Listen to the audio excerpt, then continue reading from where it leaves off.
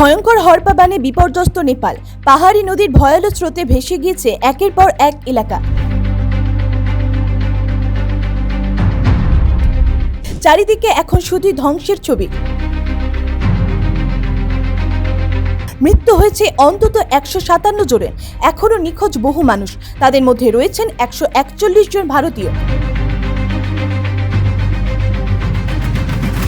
নেপালে বেড়াতে গিয়ে নিখোঁজ কলকাতার 32 জন পর্যটকও। কিন্তু কি কারণে আচমকা এমন ভয়াবহ বিপর্যয়?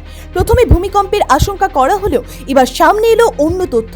মার্কিন ভূতাত্ত্বিক পর্যবেক্ষণকারী সংস্থা USGS এর প্রাথমিক দাবি, ভূমিকম্প নয়, ভয়াবহ তুষার ধস ও হিমাবহ ধস থেকে তৈরি হয়েছিল এই মারণ হরপা বান।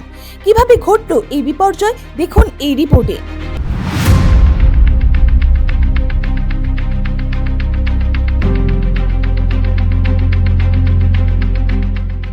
বুধবার সকাল 8:37 নাগাদ আচমকাই বিপর্যয় নামে নেপাল তিব্বত সীমান্তে।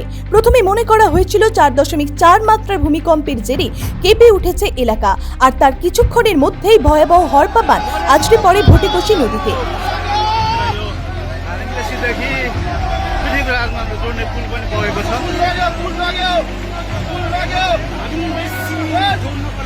কিন্তু মার্কিন ভূতাত্ত্বিক পর্যবেক্ষণকারী সংস্থা USGS এর প্রাথমিক তদন্তে উঠে এসেছে অন্য তথ্য। তাদের দাবি, ওই সময় সীমান্ত এলাকায় কোনো ভূমিকম্প হয়নি। যে কম্পনকে ভূমিকম্প বলে মনে করা হয়েছিল সেটি আসলে ভয়াবহ হিমাবহ ধস ও তুষার ধসের ফল।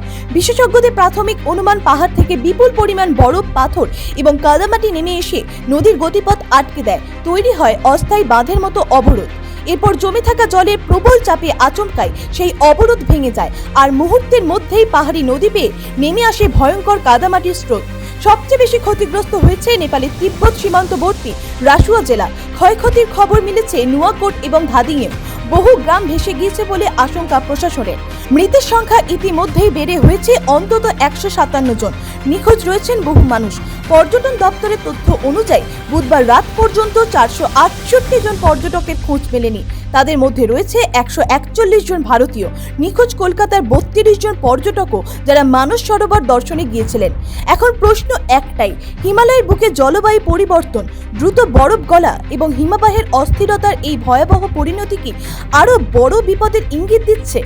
আপাতত নিখোঁজদের খোঁজে জোর কদমে চলছে উদ্ধার অভিযান। তবে সময় যত গড়াচ্ছে ততই বাড়ছে উদ্বেগ। ব্যুরো রিপোর্ট, জি বাংলা।